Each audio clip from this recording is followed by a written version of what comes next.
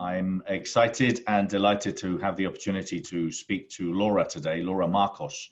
I'm Bernardo Moy, I'm the founder of The Best You, author of The Question. And well, we've got a big event happening and I've got all these great people to talk to meet and to engage with prior to the expo. So I'm enjoying very much, as always, these series of what I call inspiring people, where we get to connect with them and find out all the great work that they do and they can share kind of their message. So I'll very quickly do an intro and I will ask Laura to do her own brief one, but Laura is the upcoming author of the book, The Secrets of the Sixth Sense, How to Activate Your Intuitive Genius Through the Power of Flow States. Laura is the founder of The Alchemy for Everyone, through which she delivers powerful experiential learning and intuitive development for schools and businesses. Combining 20 plus years of experience as an inner city high school counselor, motivational speaker, real estate investor, Latin dancer, a herbalist, retreat facilitator, and attendee of countless women's empowerment events. Laura offers a unique and uplifting perspective and practices for a mutually abundant world. Hi, Laura. Thank you so much for being here. Oh, it's my pleasure. So, Laura, first of all, Laura Marcos, con ese nombre, Laura Marcos. Okay, where are you originally from? Claro que sí, veo que estás pasando tiempo en España. My parents are both from Cuba. Oh, amazing. So it's been a really, and I grew up in a Latino neighborhood outside New York City. Wow. I love the Latin community in the US. I feel very at home here. I have the best of both worlds with my Spanish heritage and my English. So great to have you. So Laura, tell me, how did you get into kind of what you do now? Because obviously there was a journey to where, to what you do, but how and where did you start? I started in real estate. I was interested in sales and marketing, and hey, I'm running events now. So, it's been a bit of a journey for me personally. So how did you get to what you do now? Where did you originally start? It's really been an organic process, but I got started actually in the corporate world. And after a few years, I felt so disillusioned. I wanted to live a life of meaning. So after just 3 years working in corporate environments, I went back to school and got my master's in counseling and substance abuse, addiction, and all sorts of things, and started working with inner city students and families at the age of 26. So for 12 years, I really just devoted myself to being an avatar of a school counselor, and I would learn as much as I could about healing, about different pathways and careers. So I was always working on my own personal development consistently throughout, so that I could collect stories and practices and perspectives for the kids. So one day, through a prayer, I think it was a prayer that I was making every day as a school counselor, I said, I just want to be of service. I want to tell the kids what they most need to hear. So I would really get into flow states because, I get out of the way, right? So that I can be of service. And I just would get illuminated by ideas. And I started really capturing, like, wow, when your own genius kind of moves through. So I got the idea to teach an emotional and intuitive development model inspired by a very old symbol. So I said, this is perfect because it's multicultural, it's honors all different ethnicities, and it helps me curate an experiential journey, because I realized, working with students in the school system, that there is a lot of energy towards test taking, and the kids are leaving not prepared to be happy. So for me to see something like The Best You gets me very excited, because it was really hitting me hard that we need to curate our own educational systems. We need to give people the skills that they actually need. So I decided to step out of the school system.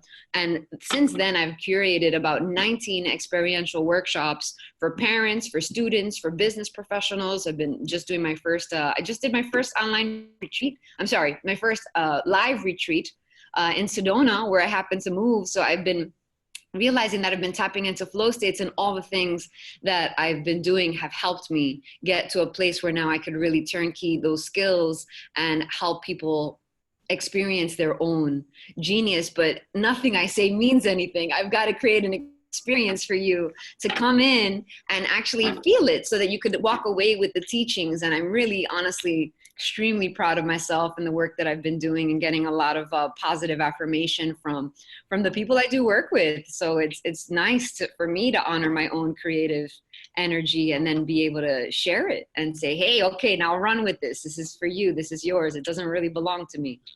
Well, thank you.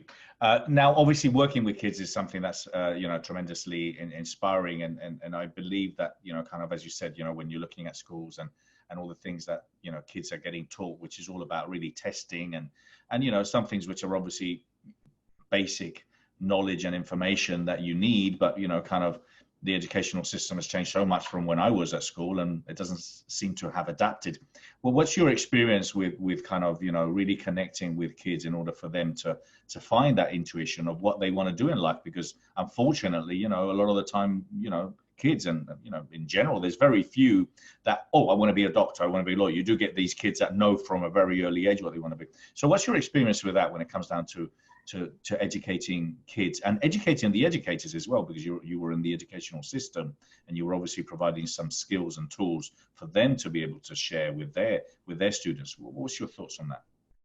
You really have to do a strengths-based approach to learn the students and help them see themselves in a way that they may not see themselves yet. Because if their parents and their teachers are really just surviving, the teachers are just surviving by creating test-taking curriculum, the parents are just surviving paying the bills and going to their own work, who's really seeing and witnessing these kids and helping them get ideas? So one of the things I would do is, really meet a lot of different dynamic people in different walks of life, be it, real estate, be it, whatever kind of form of healing. Because a lot of kids, they come in and at a young age, they know they want to be of service. So for me, it's really the art of witnessing and writing with them and really seeing them in a way that they become more self-aware and say, hey, maybe I do that really well. And then giving them ideas, giving them tools, giving them experiences. The best gift that we could give our kids and our family, our youth, anyone really, a friend, is our time to really be present, with no agenda of your own, and that's really what inspires me, because not enough of us are doing that. I mean, I feel like what I'm saying is common knowledge, but it's not a common experience for young people. Yeah. Even my honor students who are miserable and depressed in the corporate world, I said, we got to do something. We're not servicing them.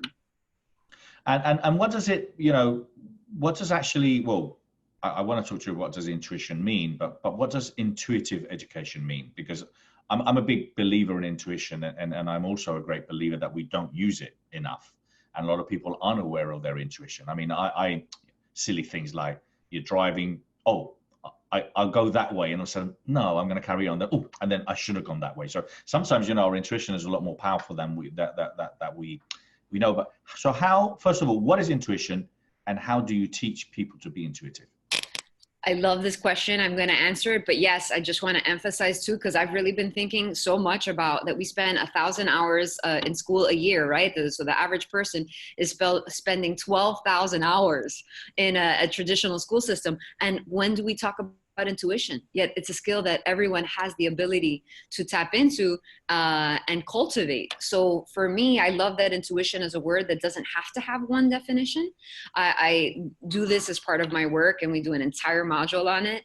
But one of my favorite definitions of intuition that I feel that it is the space where intelligence meets external, meets internal intelligence. And then there's that awakening moment. So it's the space where intelligence becomes awakened, but there's kind of this dynamic between the inner and the outer, and you having a chance, because it could be so subtle, right? And there's so many different ways that people feel or tap into their intuitive ability. For example, I have a friend, you're in real estate, you'll appreciate this, his hands. He says he feels houses. He's extremely successful in real estate, and he feels it through his hands if he should invest. So how vast is it? So a lot of people talk about hearing a voice. Okay, that happens for me too. How about a lot of people, I feel a gut instinct. Well, we have a lot of the same neurotransmitters in our intestines that we have in our brains. So that makes a lot of sense that sometimes it comes from the gut. Sometimes it's just a download. I just knew. Sometimes people intuitively have a dream or a vision, and they're like, that's what's, happening. For me, I get a combination of everything, and I get something I call blades.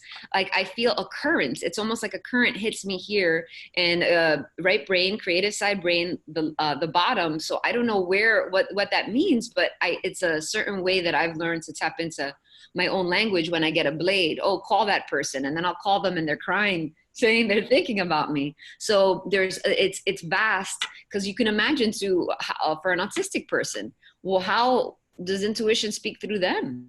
It's really a language that merits us spending more time and then thinking about ourselves and doing that research. Like, well, wow, how has my intuition spoken to me in the past? Because it can be really subtle. So it's almost two different trainings. The language, how vast can it be? How does it speak through you? Because everyone can be a little bit different. And then another skill is actually stopping and listening to it. So that's the thing. The thing is, intuition, as you said, can come to you in many different ways. One of the things that I think is a way to help people to be a bit more intuitive is to obviously open their senses. It hasn't happened recently, because I've always been a great believer in serendipity. I know that every single thing happens for a reason. But what's been happening to me recently in these last years is I'm a lot more aware. So I'm always connecting things. When someone recommends something, or when someone says something, or when someone recommends a book, or I meet someone, I'm always looking at the connecting. Why is this happening? So since I started doing that and I started becoming more aware, all of a sudden, things are coming, or I'm starting to understand things. So that's a way that it's helped me to be a little bit more intuitive, by simply opening my senses. So tell me about, obviously, this, the experiential training that you do, and why does it have to be, and how is it experiential? Because obviously you coach or teach many different ways of experimenting things, but what is it to you? I love it. I love this question. This is great. So I have a series for adults, and I have a series for youth, and they all have different themes. So I go about this in different ways. So one is that each theme has each module has a theme. So one may be avoidance. Why do we avoid things? So it's the art of asking questions. I know that that's a big thing for you in your book. So when you ask and you create a safe space for people to explore and co-create a flow state. So I think a lot of the work that I do, it's happening, and it's so nice because it is subtle and people don't realize how deep they're going until the end. And then they're just like, wow, I don't want to leave yet. So I have different themes that I have them explore. Emotions, right? Because emotions help us explore what our intuition or can combine with our intuition to really help us understand, well, that emotion is a tool, it's a sign, it's my body is a musical instrument and it's speaking to me. So I have different emotions. So the series of 8 is different emotions that are universal, that adults go through, that young people go through, so that we could get on a journey. We could go on a journey through our own emotions to get to that intuitive genius that we're really, what I'm after helping people get to is a place of peace. Because if your central nervous system is calm and you start to learn to identify how your intuition speaks through you, that highway is phenomenal. I mean, you want to cultivate a state of being where you can catch it. So what I do in my work is really essentially help people go work through the mind, work through the emotions, understand their body, understand their past, their future, so that they could be in the center. So it does require work so that you could be in a body, in a being where you're in flow, and then you're constantly accessing your intuition as a way of life from a place of peace.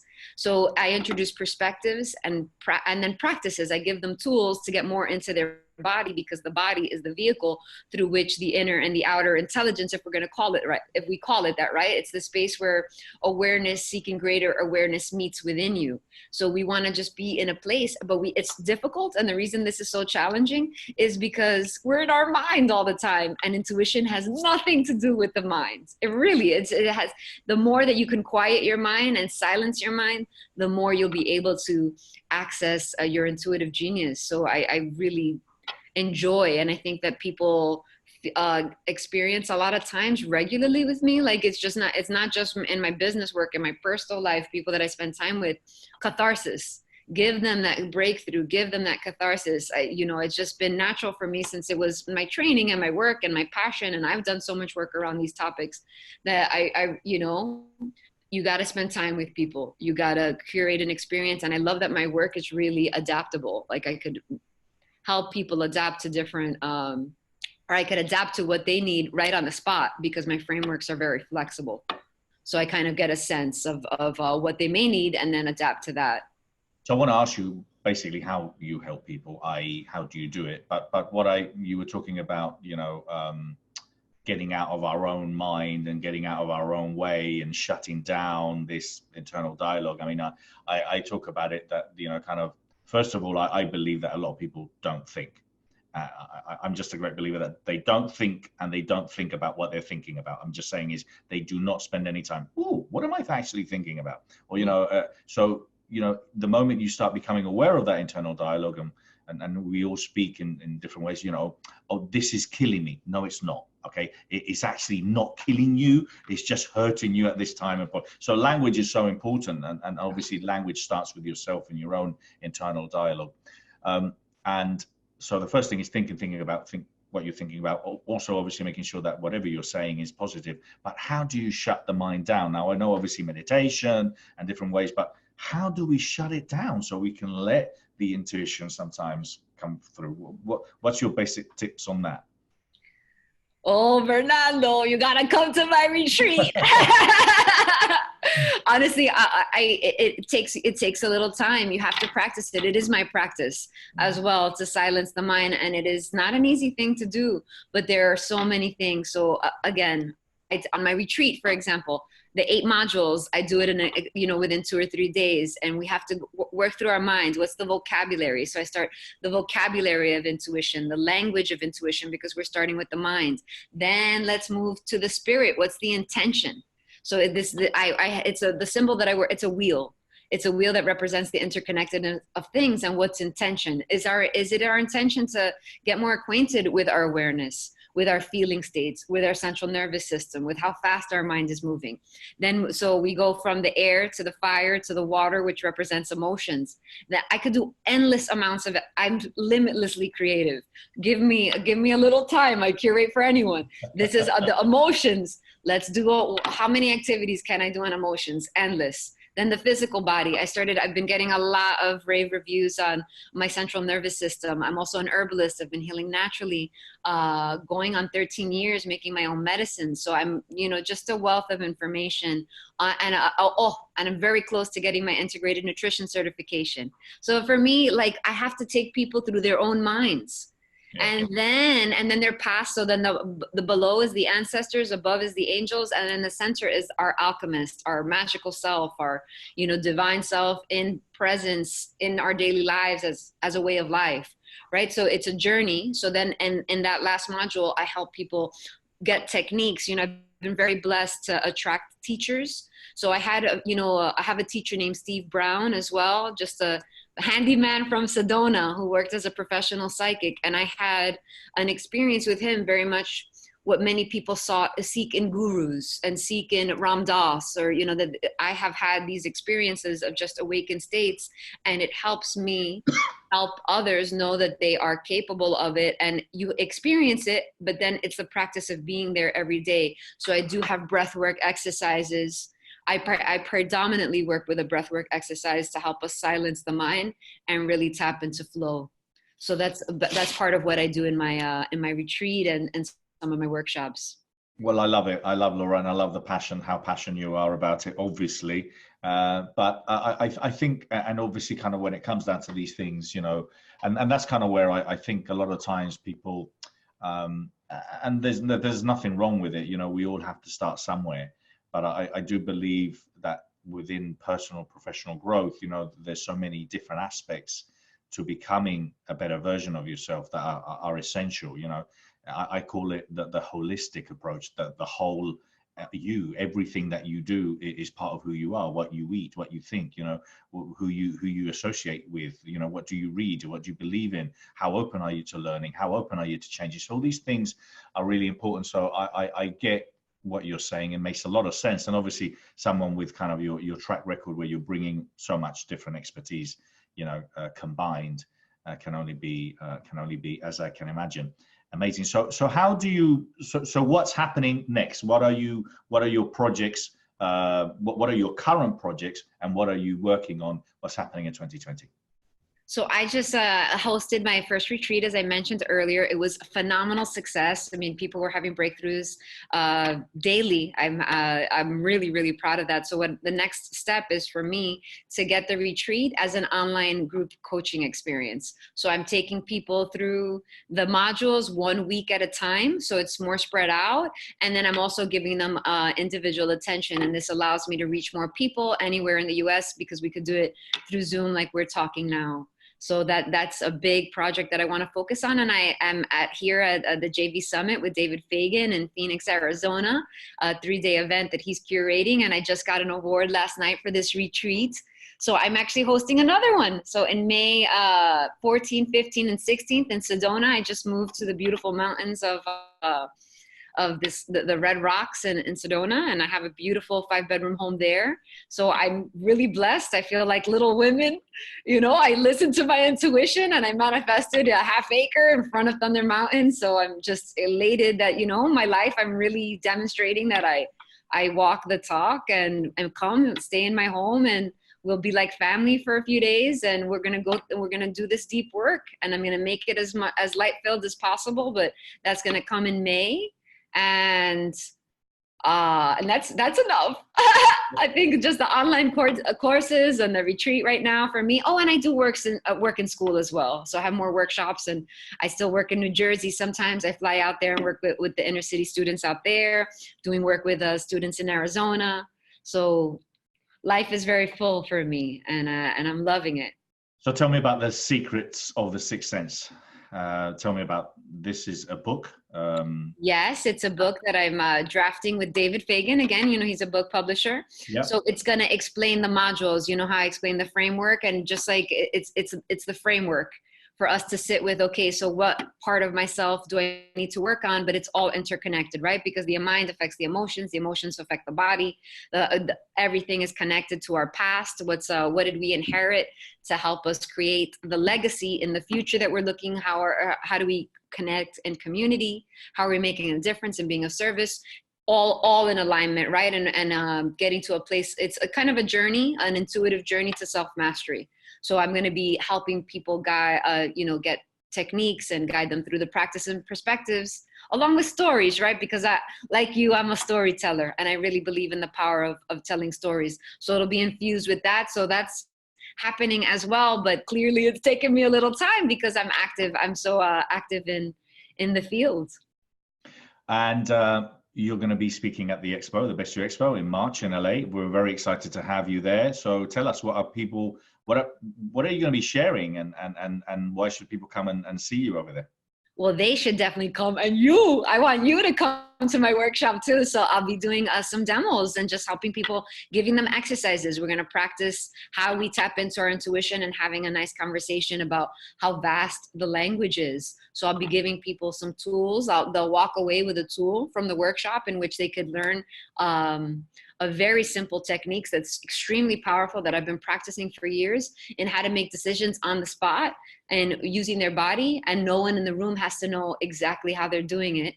But I'll be teaching that towards the end, and I think it's going to be great. I'm so excited, honestly. I get phenomenal, like, people when I do the 20-minute demos and events like this. I'm going to do a 20-minute demo tomorrow on intuition. People are like, you're not charging enough. And that's a really good feeling. That's great. Now, listen, it's a fantastic subject, extremely essential and important. We all have access to it. Hardly any of us use it or know how to use it. So to be trained or learn how to use or how to become more intuitive, it's like a driving license, isn't it? To basically live a much better life. So Laura, apart from speaking at the expo, which we're delighted and excited, it's going to be a phenomenal couple of days where, thousands and thousands of people are going to be there, all like open, like sponges, ready to kind of learn. So it's going to be a fantastic 2 days. So how can people find you? Anyone that's interested in connecting with you, finding or reading more about what you do in your work, please share your details. Probably one of the more interesting places to follow me is Facebook. I do tell stories occasionally, so people can find me. I'm Laura Marcos, and it's Alchemy for Everyone. But I believe the hashtag in Facebook is Activate Your Inner Alchemist. I'm also getting more active on Instagram, so that is Alchemy for Everyone on Instagram, and my website is alchemyforeveryone.org. So I would love to have a personal message and have a conversation with people about how we can partner and help the world make this information contagious. Perfect. Laura, thank you so much. Thank you everyone for watching. Laura, looking forward to seeing you. Have a great couple of days over there. Send my love to David, and hope to see you soon. Take care. Likewise, Fernando. Thank you so much. Have a great day. All the best. Bye-bye.